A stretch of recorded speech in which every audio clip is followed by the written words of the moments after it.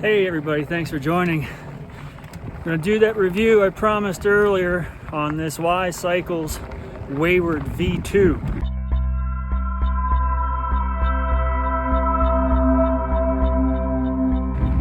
If you haven't seen that review, go check it out. I'm not going to go into all the details on this bike, the numbers and all the special features and all that. It's all covered in that earlier review. So if you're interested in that stuff, go check that out. This is basically going to be a review of that same bike, but now with a Pike Ultimate 140 fork on the front. First ride with it, so I'm kind of stoked. So I'm not going to do too much footage of going up either, because covered that in the previous review. Awesome climber.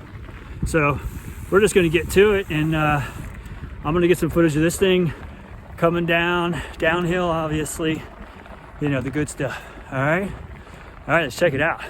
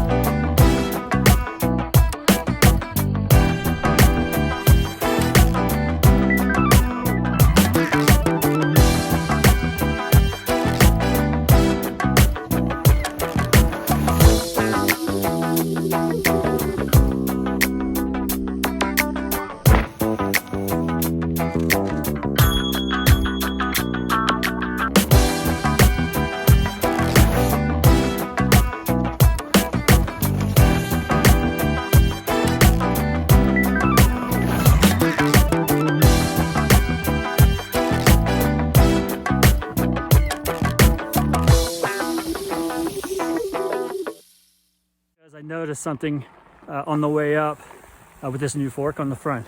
You know, it's higher. Normally the bike has a 67-degree head tube angle, but with this fork, it's about a 66-degree head tube. So I think that's the sweet spot for a trail bike, personally. But what I noticed is that because it's higher on the way ups now, the front end wants to come up a little bit. But you know what? You can correct that with these sliding rear dropouts. Just slide them back, and that'll keep that front end right down. So you just have to work a little bit hard to keep that front end down, but it's not too bad. It's something I can deal with. You know, having that front end a little bit higher just means it's a little bit slacker, so a little bit more aggressive, and it's higher because it has a suspension fork on it and makes this bike just a blast to ride.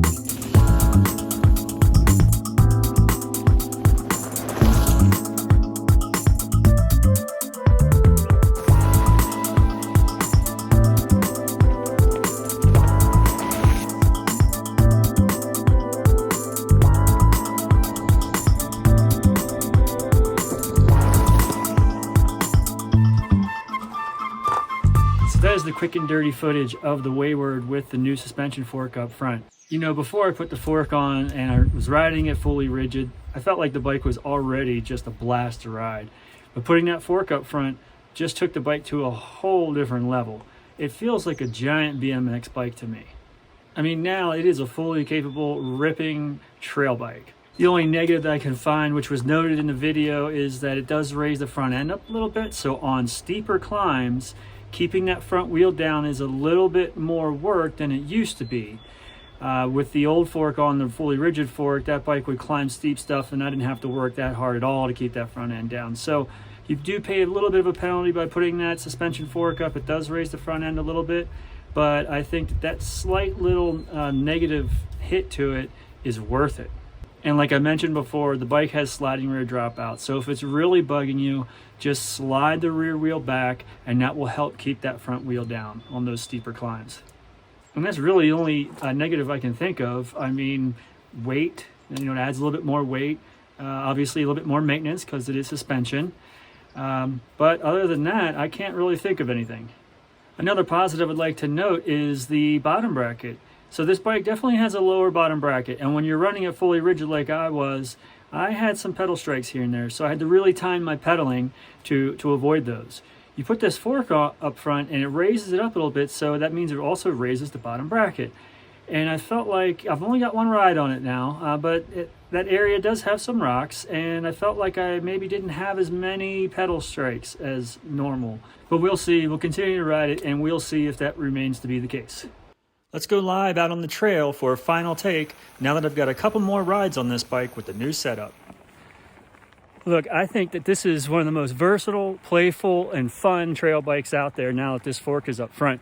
And trust me, that's saying a lot. I've had a lot of bikes over my almost 30 years of mountain biking. And I can verify now that yes, I am getting less pedal strikes with this bigger fork up front and that front end being lifted up a little bit higher. And lastly, I think the bike is just beautiful. I mean, I love looking at it. And believe it or not, I think that's important. Anyway, I hope you enjoyed the video. If so, please like the video, become a subscriber. It takes a lot of work to put these together. I enjoy doing them, but it is an incredible amount of work, surprisingly. So it's just nice knowing if people appreciate these kinds of videos. Okay, so we're just gonna wrap it up right there. This is the quick and dirty version, so we're gonna keep it short. So until next time, keep the rubber side down.